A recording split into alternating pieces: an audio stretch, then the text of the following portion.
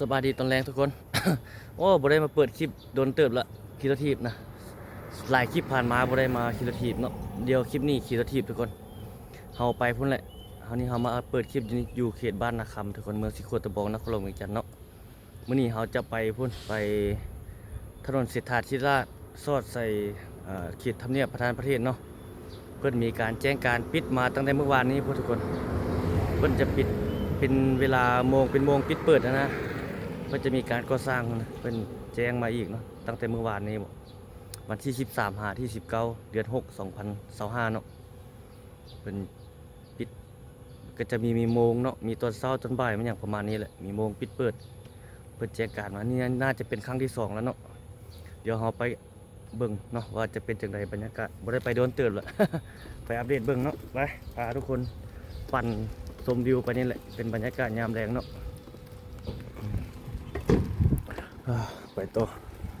ไปปั่นไปขี่ไปตึกทางนั้นก็แล้วหลายแล้วตึกโรงแรมมะม่วงนี่โอ้ยแล้วเนาะบ่เห็นละสุกมันละสลาย บ้านเรือนจะเขตนี้หลายส่วนหลายให้เขาจะเศร้าส่วนหลายคนจีนมาเศร้าอยู่เก็บบรรยากาศยาวๆไปฝนนี่ น่าจะบ่ตกแล้วบ่ ว่าบ่ได้เนาะแหมก็เจ้าเลี้ยวหลายประมาณนั้นแล้วนะหลายสั้นอยู่อันนี้เป็นหน่วยงานมาจากไม่อย่างก็อันเฮาเข้าไปสุดแล้วไม่อย่างวะว่าไม่อย่างวะคิดว่าไม่อย่างก็บังกลาเทศเนาะบังกลาเทศโอ้ต้นในงานคนอันใหม่งานมาแต่บังกลาเทศ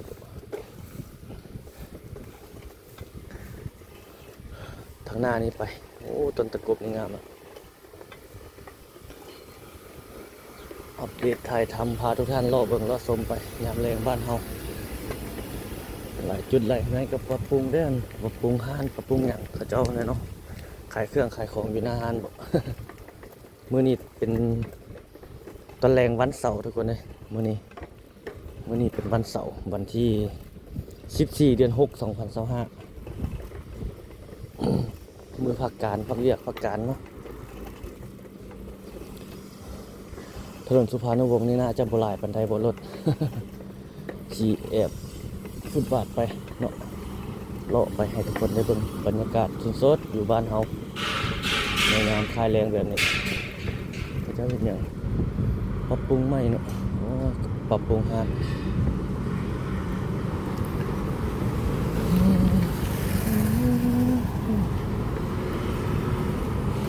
นนี่คือบ่เห็นเอาทุเรียนมาขายเนาะ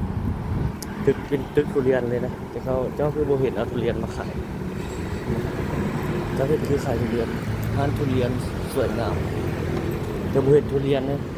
เฮ็ดมาแล้วก็เปิดปิดไว้ไปทางใดทุกคนแคมป์ของวะแคมป์ของไว้บนนั้นสดอ่ะพุ่นจะล่อไปทางนี้ไปล่อไปทางนี้ดีกว่าเนาะล่อแคมป์ทางถนนสุพรรณวงศ์เนี่ยนี่รถเขาเจ้าให้เช่าขายคนเวียดคนจีนนี่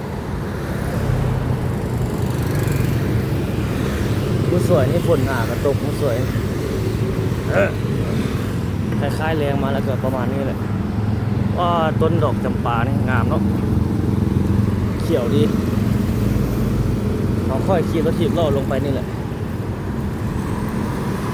โดยน่าจะเป็นวัดเนาะวัดนี่หลายอยู่บ้านเขาเนาะ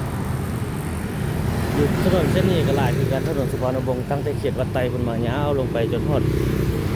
เขตวัดศรีเมืองยาวลงไปพุ่นแหละจี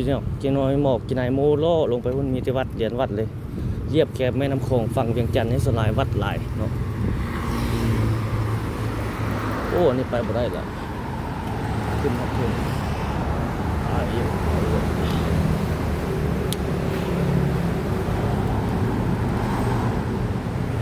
ครับเลยนะครับ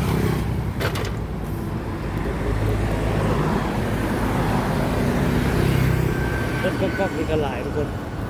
รถก๊อกๆนี่มันจะมีอยู่2ขนาดเนาะ ให้เขาสามารถเอามาเล่นมาโซ่เก็บผู้โดยสารได้นะทุกคนเพิ่นจะเก็บเป็นมือบ่มือหนึงนะ200,000 250,000เนาะคันน้อยฮะแต่ถ้าเป็นเงินคันใหญ่ไม่เท่าไหร่300,000เนาะไม่อย่างประมาณนี้เลยเป็นรถน้อยกับตัวแก่ได้หลายกันถ้าผู้ใดเอารถออกจากบริษัทมาเล่นแล้วมันต้องได้จ่ายให้เจ้าของบริษัทเนาะเจ้าของรถก๊อกๆนะเจ้าของรถส้มนะมือหนึ่ง200,000 กีบเฮาเล่นได้หลายก็ได้หลาย ถ้าเฮาเล่นบ่ได้ฮอด200,000ก็จกเงินเฮาใส่ แต่มือหนึ่งต้องให้มันได้หลายก่อนนะ250,000 กีบมันอย่างประมาณนี้แหละตามข้อมูลมาหมู่เฮาก็ประเทศเนาะคนรู้จักกับประเทศหลายอยู่ใกล้บ่ประเทศเวียดมันก็มีคนประเทศหลายอยู่เนาะ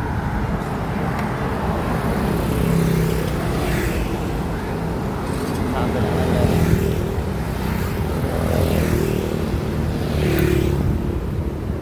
ก็ฟุตบาทแต่ว่าฟุตบาทเขาจะจอดรถตันเขาได้ไปแบบนี้อันนี้เขาหล่ออยู่แถวนี้ตลอดโอ้แบบนี้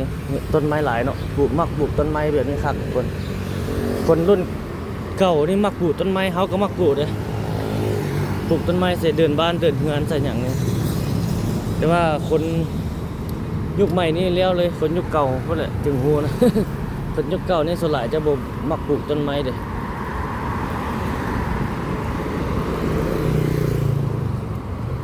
โอ้เป็นแต่งเลยฮานเค้กตัวนี้เปิดต้นเลยจะเค้กฮานเค้กคนเปิดบริการอยู่คือว่ามีลูกค้ามูหลายอยู่สั่งเฮ็ดน้ำเพิ่นหลายอยู่บางห้านนี่เฮ็ดไปแล้วก็บ่มีลูกค้าแล้วก็จบเกมเนาะ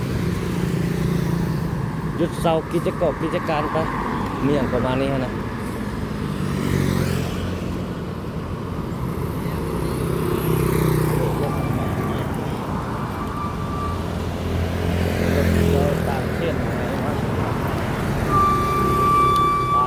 ผู้สาวครับไปทำงานกัน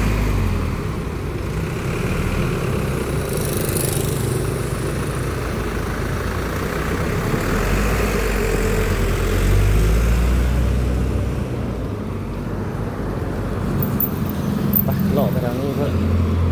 ไปทางหน้ากันฮอดเขตสร้างสามหัวเขตส่วนสาธารณะพญาฟ้างุ่มแล้วก็โตใส่ถนนเศรษฐาธิระหล่อไปจนฮอดด้านหน้านั่นคือเลยโอ้นี่กำลังเห็ดทำไมก็ได้ใหญ่สูงอยู่อันนี้เขตบ้านขุนตาเนาะบรรยากาศไปให้ทุกท่านได้เบิกได้ชม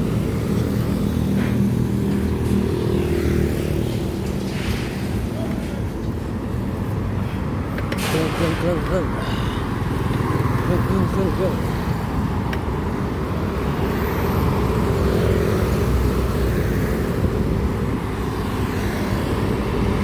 ตอนนั้นขับเจ้าติดป้ายขายแล้วนี่คนเงินหลังตึกเก่าๆเนาะโอ้ขายติดป้ายขายแล้วน่าจะอายุหลายปีแล้วตึกเงินหลังนี้ใส่ภาษาอังกฤษภาษาจีนเบิร์นูคือว่าทำเลดีอยู่ในเขตนี้แคมทางใหญ่เนาะก็จากสนามบินสากลวัดไตมาเขตนี้ก็บ่ได้ไกลหลายประมาณ2 กิโลปลายก็พอละขี่รถกับประมาณ10 นาทีอันนี้เขาจะเฮ็ดใหม่ในตึกฟอร์ดนี่ส่วนการขายฟอร์ดเลนเจอร์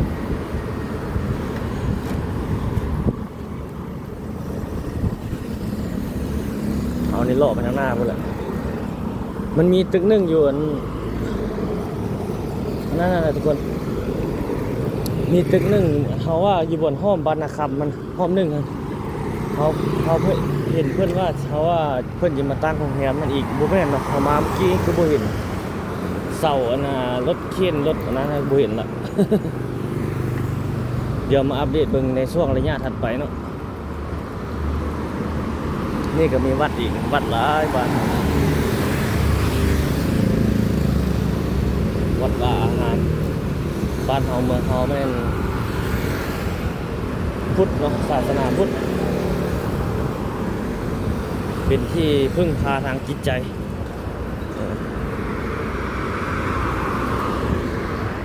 โอ้นี่เขาเจ้าลัดก๊อกๆเลยบ่จอด ต่างประเทศเขายกมือใส่เนาะแล้วถ้าเขาฮับออเดอร์แล้วเขาจะบ่จอดได้เนาะต้องไปเลยรถห้องคันนี้จอดบ่ร้องว่าก๊อกๆบ่จอดเนาะบ่จอดคือเดียวเพราะว่าเขาจะมีผู้โดยสารแล้วเด้ถ้าจะจอดก็ต้องมันเรียกแอปใหม่เขาเจ้าพูดทำไซต์ได้บ่เขาเจ้าน่าแบบจังไงล่ะเขาฮับออเดอร์แล้วไปทางนั้นถ้าจอดในน้ำเขาเจ้าก็น่าจะดีเนาะถ้าเขาบ่ได้คนเนี่ยเขาเจ้าฮับแล้วเขาเจ้ามีคนแล้วเขาเลยฮับไปต่อเลยโอ้รถทาราดยังเห็นอยู่เนาะไปแบบนั้นรถ2 แถวนะไปเมื่อกี้ขุดตาท่งเขียนนี้เนาะ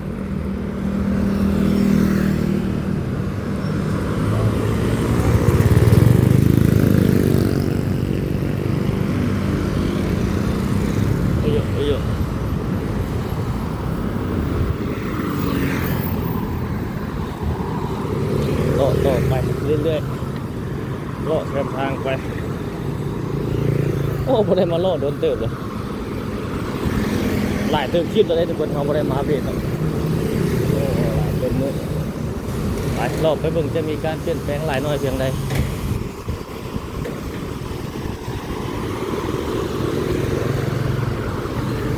อันนี้ฝนตกนี่เขาเบิ่งนี่น้ำน่าจะท่วมหมดเจ้าทำไมอยู่เขาเบิ่งหอยน้ำนี่ถ้ามันไหลแห้งตกแห้งก็น่าจะขึ้นมาหลายอยู่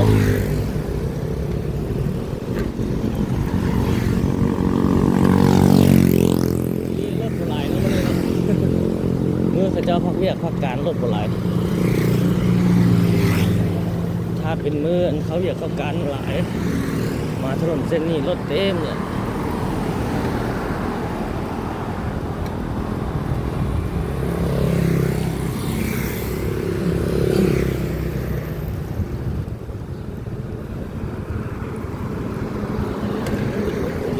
อายุ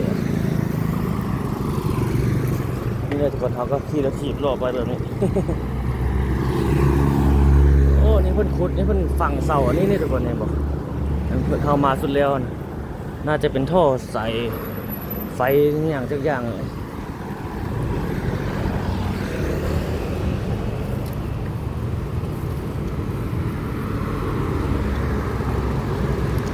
อันนี้ยังลาดยางไป2 เลนเนาะเบื้องหน้าก็ลาด2 เลนเบื้องนี้ก็ลาด2 เลนลาดยางใหม่กำลังสร้างอันนี้ยังไม่ทันแล้วเพื่อนค่อยขี่รถถีบรอบไปเอาก็ได้เก็บบรรยากาศไปให้ทุกท่านได้เบิ่งได้ชมไปเข้าเขตในเมืองมื้อนี้นะ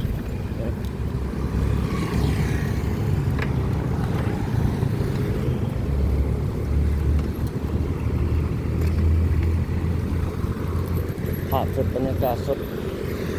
อัปเดตไปไทยทำไปให้ทุกท่านได้เห็นได้ชมถึงการเปลี่ยนแปลงอยู่บ้านเฮาโอ้นี่จะเป็นบนจอดรถมี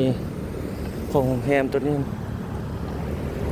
โอ้นี่รถก็จะเข้ามาแข่งตัวเดิมเลยครับเด็ก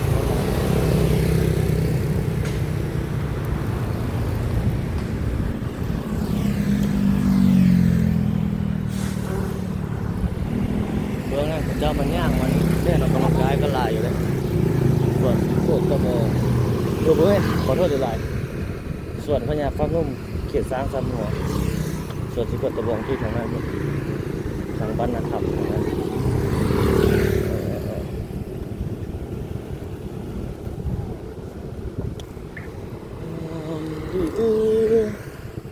ข้ามทางไปทางนั้นหมดเยอะรถมาหลายคน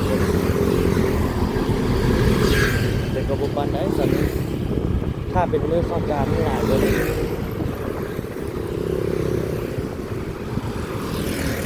คนละเมืองเฮานี่สำนี้เนาะรถรางพาหนะสำนี้แต่ว่าถ้ามันคนละเมืองหลายคือประเทศเขาเจ้าโอ้บอกว่าเลยทางสำนี้ไปบ่ได้เลย จิตเป็นแถวเลยยูเลยอยู่เลยแหละ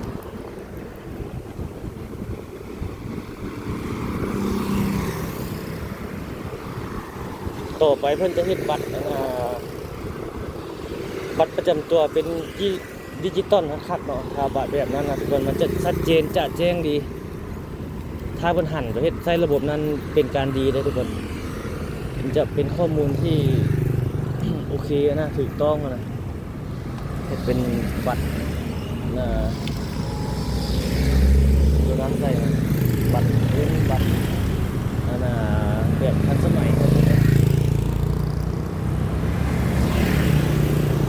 เรารอข้ามทางเลยนะรถมาดูข้ามนี่ไม่เห็นรถมา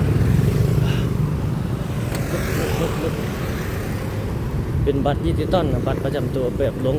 เป็นซิมการ์ดโอ้ไม่อย่างประมาณนี้เลยถ้าเพิ่นเฮ็ดเป็นแบบนั้นมาแล้วสบายเลยประเภทแบบปึ้มเนี่ยสมือนี่นะเป็นบัตรเลยเนาะเทคโนโลยีต่อไปนี่เทคโนโลยีนี่เข้ามาหลายแล้วก็ปรับปรุงไม่อย่างต่างๆนั่นแหละให้มันทันสมัยปลอดภัยเนาะโปร่งใสปลอดภัย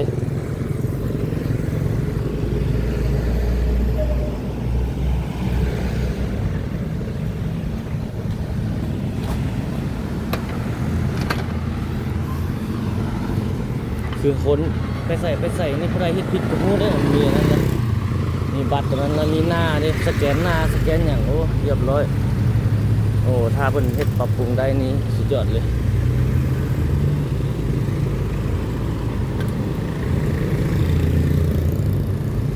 แต่เพิ่นก็เฮ็ดไปเรื่อยๆแหละว่ามันจะสมบูรณ์แบบก็โดนเติบเลยเนาะบ่แม่นว่าเฮาแบบเดียวแล้วจะสมบูรณ์แบบไวๆโอ้นี่เจ้าบุตรเบียร์นี่เจ้ามาเฮ็ดบูธเบียร์อยู่นี่เนาะบูธเบียร์การค้าการขายโอ้ไทยแบบไทยอย่างอยู่นี่เต็มเลยบูธเบียร์โฆ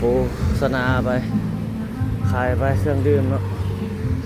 การตลาด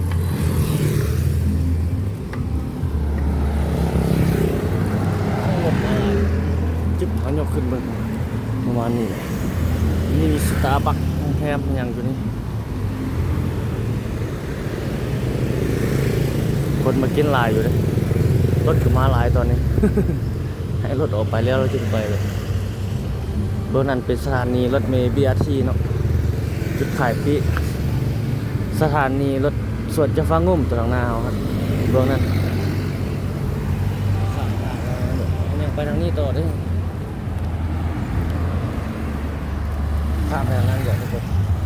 รถมาแล้วครับโอ้ยยังมาอยู่ข้ามไม่ได้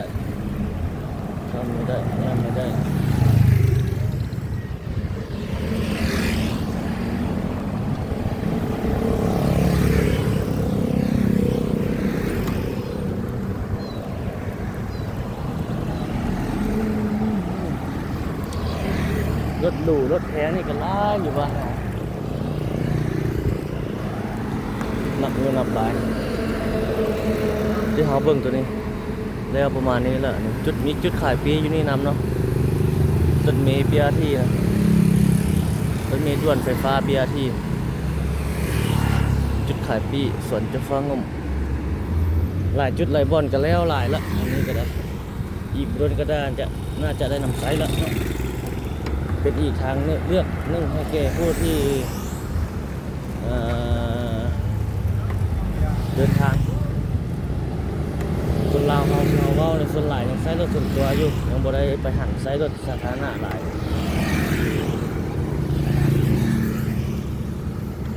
ผู้ที่บ่มีเพิ่นจึงใช้เนาะ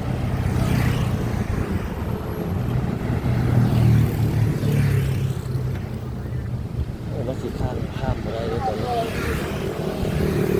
รถขึ้นทุกบาท บ่ทุกคนเสาร์นี้เต็มอีกบ่โดนนี่ก็บ่เห็นละเนาะเพิ่นกำลังปรับปรุงระบบอยู่ทั่วประเทศเลยเพิ่นแบ่งออกเป็นจักระยะส่วน3ระยะเพิ่นโอ้ตึกตัวนั้นทาสีแล้วหลายแล้วเนาะเข้ามามื้อนั้นกำลังตึกนี่เพิ่นกำลังปรับปรุงพื้นใหม่นะแบบน่าจะมีคนมาเช่านำบูรณะเพื่ออยู่ต่อรถหลายเบื้องนั้นสอดใส่เส้นทางของคนก็ข้ามทางไปด้านนั้นก็พอ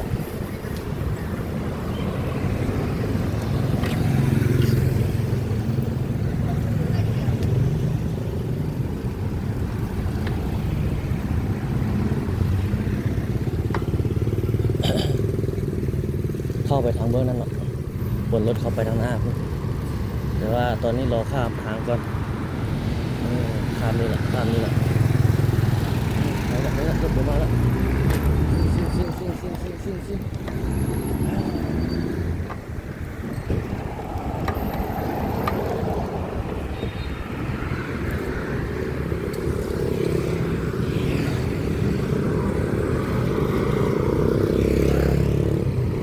เขตบ้านซีหอมก็เขต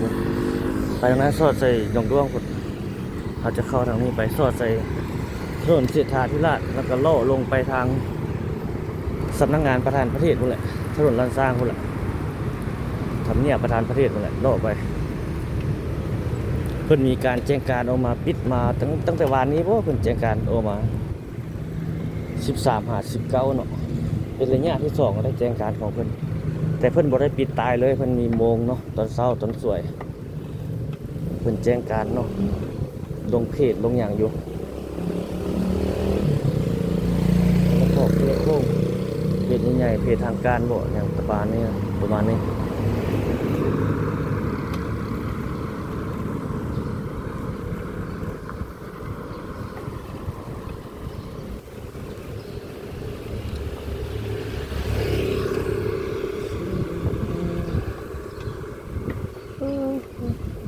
โอ้โรงแรมตัวนี้ก็สูงเลยทุกคนเห็นบ่มีตู้กดเงินอยู่นี่เนาะจักซันว่ะ1 2 3 4 5 2 4 6 7 ซันเนาะ7-8 ซันลุ่มประมาณ8 ซัน8-9 ซันนี่แหละถือว่าอยู่จุดนี้เป็นโรงแรมสูงเลยตัวนั้นเขตบ้านสีหอมหน่วย3เงินเลขที่40ปลายว่ะเห็นแจ้งปานใดเบิ่งป้ายเงินเขาเจ้านะ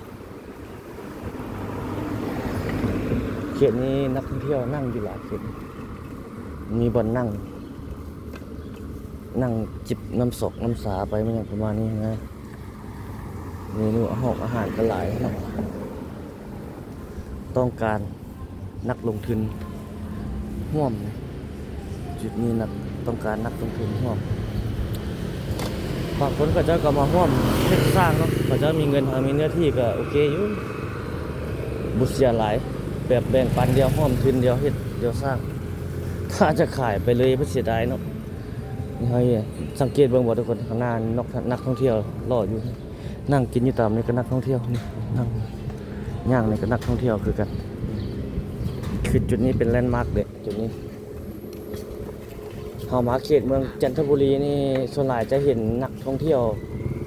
ทางยุโรปหลายแต่ถ้าอยู่เขตเขาอยู่แถวสังเกียงมันจะบ่เห็นเลยส่วนหลายจะบ่เห็นแขกยุโรปบ่อยากเห็นมีเลยแหละว่าคือประมาณนี้เลยครับ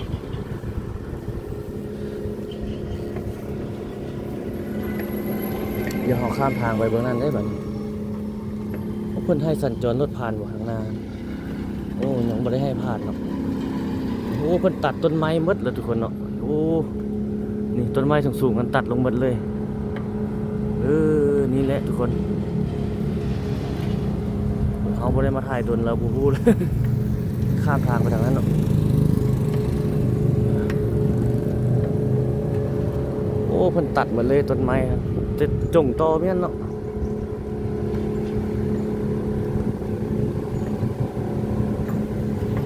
เยอะ รถไว้รถอุมารถอุมาห้ามรถบรรทุกผ่านโอ้นี่มันตัดต้นไม้หมดเลยกวางสว่างเสมอไปเลยใบมันตัดเอาละแต่เพิ่นน่าจะบุกกลเนาะเดี๋ยวมันตัดแบบนี้ออก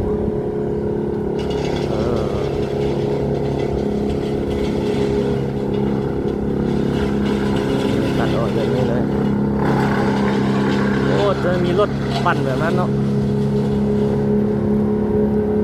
ปรับปรุงไหม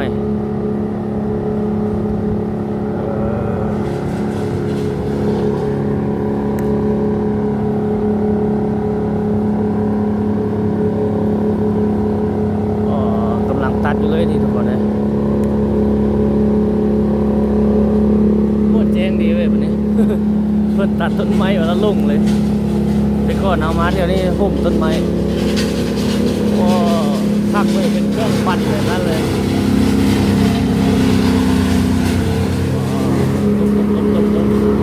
เป็นฝุ่นพร้อมเลยพอเราปั่น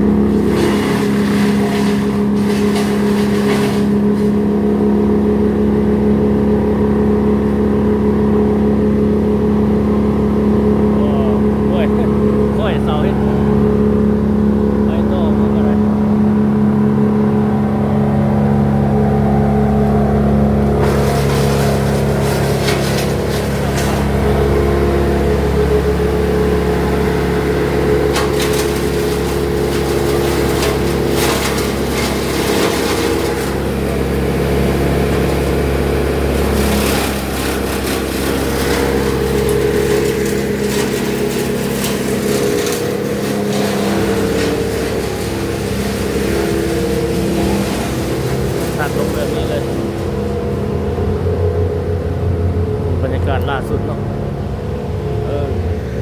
อัปเดตล่าสุดนี่ถนนสุขาธิราชมันน่าจะตัดยาวไปลุ่มหมดเลยนักท่องเที่ยวก็รอแถวนี้หลาย ไปแคมป์ของไปทางนี้นะทางนี้ซอดใส่สีหอมแต่เราจะลงไปทางหน้านี้เนาะอันนี้เพื่อนก็น่าจะตัดไปหมดเลยนี่ตัดแปลงไม้เนาะมีต้นไม้หลายแปลงนี้ไว้ทางหลังเขาเบิ่งแววเหลียวไป เพิ่นตัดต้นไม้เอาละเนาะนี่ทุกคนเอามาถ่ายอัปเดตให้ทุกท่านได้เบิ่งได้ชมในแรงมื้อนี้เนาะเขาก็จะอัปเดตไปเรื่อยๆอะไรให้ทุกคนได้เบิ่งได้ชมไปเป็นแปลงใหม่เมื่อต้นไม้น่าจะซ่อมแปลงให้มันโปร่งใหม่เนาะถ้าจะตัดทิ่มเลยก็เสียดาย เนาะทุกคนแม่นบอกมันหลายปีได้อยู่นี่มาตัดต้นไม้ออกแล้วก็แปลนเพอเวอร์เลยก็จะบุกเขียวปันได้พอสนิทถนนเส้นนี้มันเป็นถนนหลักนะเขาขี่รถมาตั้งแต่สนามบินสกลวัดไตมันจะเป็นเขียวมาเลยแต่ว่าแถวไข่สร้างสามหัวขึ้นไปนั้นจะบ่มีต้นไม้ใหญ่เนาะมันจะมีแต่ต้นแบบจำปาบ่ต้นอย่างประมาณนี้นะแต่ว่าอยู่ถนนเส้นนี้มันจะมีต้นไม้ต้นหัวหลายจะมีแต่อยู่เบื้องขวามือเขาเบื้องซ้ายมือเขานี่บ่มีแล้วแต่ว่าแต่ก่อนพุ่นน่าจะมีอยู่ทั้งสองด้านเลยก็บ่รู้เนาะไปเลาะลงไปจนฮอดเขตทำเนียบประธานประเทศพุ่นแหละอัปเดตไปให้ทุกคนได้เบิ่งได้ชมในแรงมื้อนี้เนาะ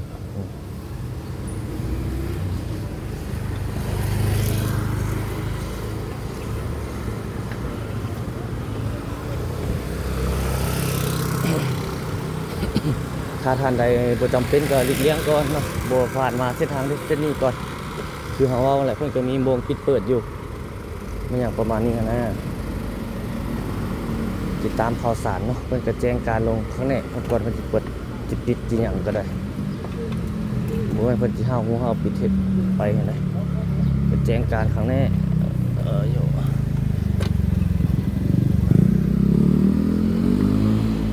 เขตบ้านมีไซเมืองจันทบุรีนะเขาลงการเขตนี้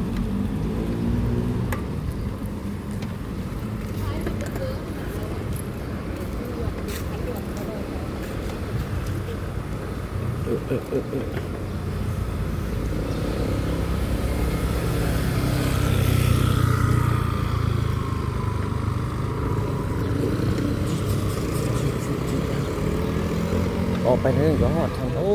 อยู่นี่ต้นไม้อ้อหมดเลยเนาะแต่ก่อนเพิ่นเอาต้นไม้มาใส่ได้อยู่นี่หน้าโรงแรมตรงนี้เดี๋ยวเพิ่นอ้อหมดเลยตอนนี้อยู่นี่เลยคนเนาะหมดเนาะเป็นป่าหลายเพิ่นบ่การเปลี่ยนแปลงเนาะเฮ็ดใหม่ปรับปรุงใหม่ถ้าเพิ่นเฮ็ดทางเส้นทางเส้นนี้แล้วเราก็จะได้เห็นโซมใหม่ของเมืองเวียงจันทน์แหละทุกคนเลยเขตนี้มันเขตนักท่องเที่ยวเข้ามาเลาะมาเที่ยวชมเมืองเวียงจันทน์ก็จะมาชมบรรยากาศชมวิวอยู่เขตเมืองจันทบุรีนี่เป็นส่วนหลายเลยแหละเลาะชมเมืองนะท่องเที่ยวตัวเมืองนะสัมผัสวิถีชีวิตชาวเวียงจันทน์ก็จะมาสัมผัสอยู่เขตนี้หานี่คนเต็มตลอดเลยหานี่ร้านอาหารนี่เรามาฮอดเขตสวนน้ำพุแล้วทางหน้าเป็นสวนน้ำพุ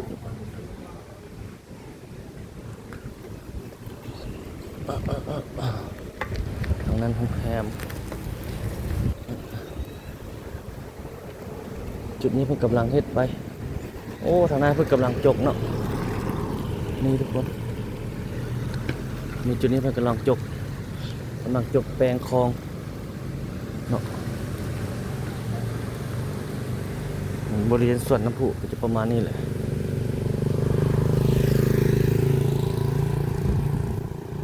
เบื้องนั้นกับแปลงคือกันนี่แหละทุกคนเอามาอัปเดตถึงการเปลี่ยนแปลงให้ทุกท่านได้เบิ่ง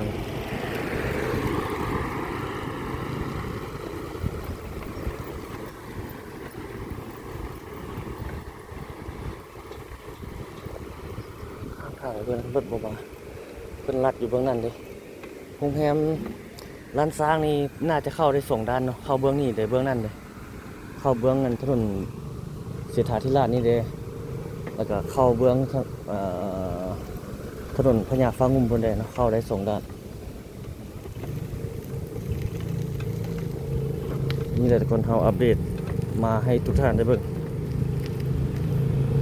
เดี๋ยวเราไปทางหน้านี่อีกเนาะ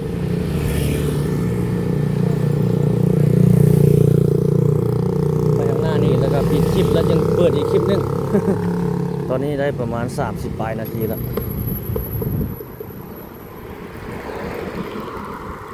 มันสิยาวเกินไปเนาะเอาเฮ็ดเป็น2คลิปเอาซะในแรงมื้อนี้นะจบคลิปนี้แล้วต่อใส่คลิปใหม่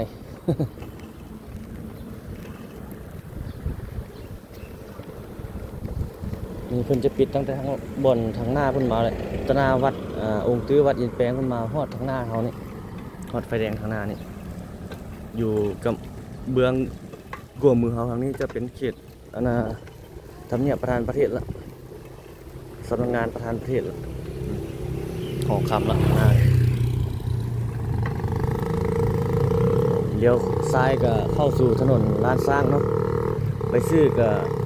สอดใส่ถนนท่าเรือพวกนี้เขตวัดศรีเมืองลงไปพวกแหละ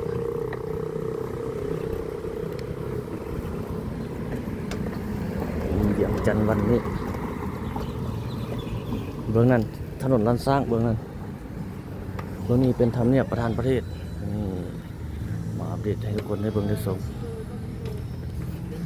เขาเจ้าฟังเพลงเนี่ยบูสติลิขสิทธิ์หรือเปล่าเนาะอันนี้ประตูใสละ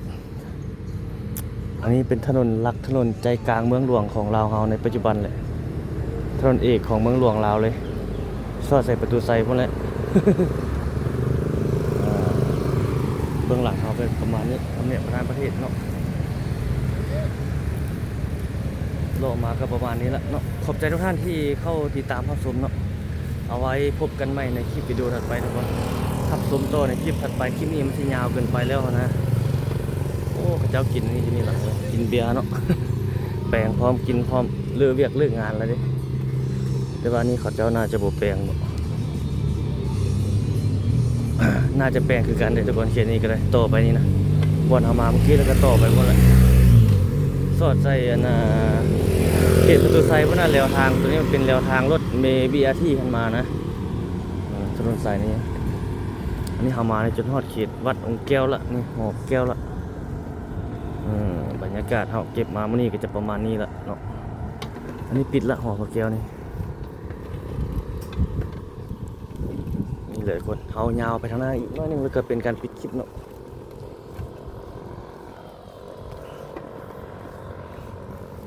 เบื้องนั้นเป็น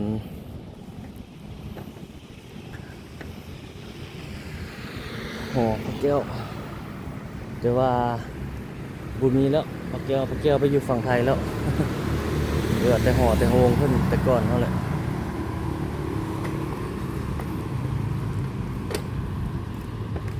เขตนี้กำลังแปลงอันนี้ก็ได้อันนี้บรรยากาศล่าสุดเมื่อนี้เนาะในวันที่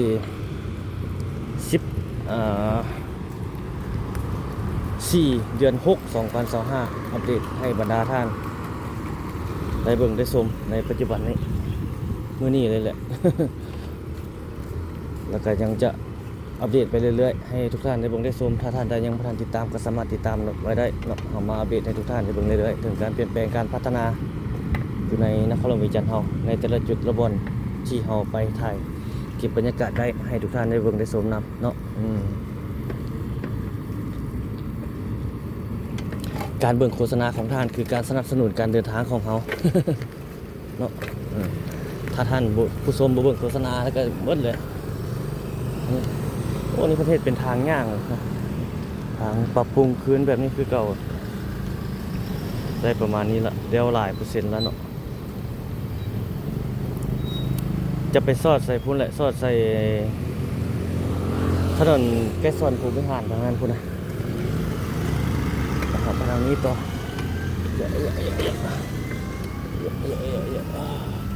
ทีนี้คนบ่ให้การผ่านไปได้เอาไปได้บ่เนี่ยล่องทางนี้รถถีบไปได้อยู่ ธรรมดาลูกแต่เบื้องนั้นมาเลยเขาสัญจรไปเบื้องนี้บ่ได้เลยเพิ่นบ่ให้ไปทางนี้เลย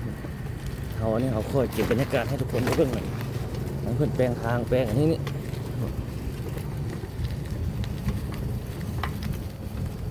อันนี้เขาคิดว่าเพิ่นจะเอาโอ้เลยนะให้บ่ให้มีทางคนย่างเลยนะเนาะอันนี้เพิ่นยังใส่แบบนี้อยู่เลยเพิ่นน่าจะฝังใส่ใส่ไฟใส่หยังลงแล้วใส่คือเก่าเนาะ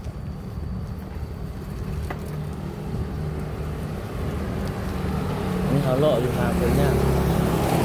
แล้วเพิ่นยังบ่ได้เห็นแล้วเพื่อหรอกเอาไปฮอดทางหน้าก็จะปิดคลิปละ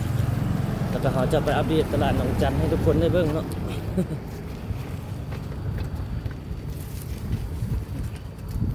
อีกกิโลนี้ก็ได้นับใส่ทางดีแล้วพี่น้องบ้านเฮาการเปลี่ยนแปลงส่วนหน้าใหม่ของเมืองเวียงจันทร์ผู้สาวสองคนนี้ไปใส่แล้วไปใส่เนาะผู้สาว โอ้โหผู้สาวที่คุยเนาะผู้สาวน้อยสาวนี่เขามาจะเขตนอกน้อยนึงหลายมาเห็นเหตุการณ์อยู่ในเขตในเมืองนี่นะคือเขาว่าแหละเรียนบ่จบบ่หยังก็มาหลายเขาเห็นดีใจเรียนจบแล้วจึงมาเหตุการณ์น้องเขาเจ้าจึงได้ค่ามันอย่างหลายนะเด็กเขาว่าบ่ได้เนาะพื้นฐานแบบครอบครัวบ่อันนั้นปานใดคั่นน่ะแล้วแต่เงื่อนไขของภายเราเนาะ เฮาก็เว้าบ่ได้อันนี้เนาะกำหนดแบบเส้นตายให้บ่ได้เนาะพื้นฐานของพระเจ้าก็บ่โอเคปานใดหั่นแหละ40 นาทีคลิปนี้ประมาณนี้ทุกคนรับชมในคลิปถัดไป เก็บมาก็ยาวสมควรแล้วเขาสิปิดแต่เมื่อกี้มันยังยาวพอดีเนาะ เอาขอบใจทุกท่านที่รับชมเนาะเดี๋ยวเราคลิปต่อไปเราจะถ่ายเขตตลาดหนองจันซอดออกทางนั้นพุ่นแหละให้ทุกท่านได้เบิ่งสำหรับคลิปวิดีโอนี้ขอกล่าวคำว่าสบายดีเนาะขอบใจที่ติดตามรับชมทุกคน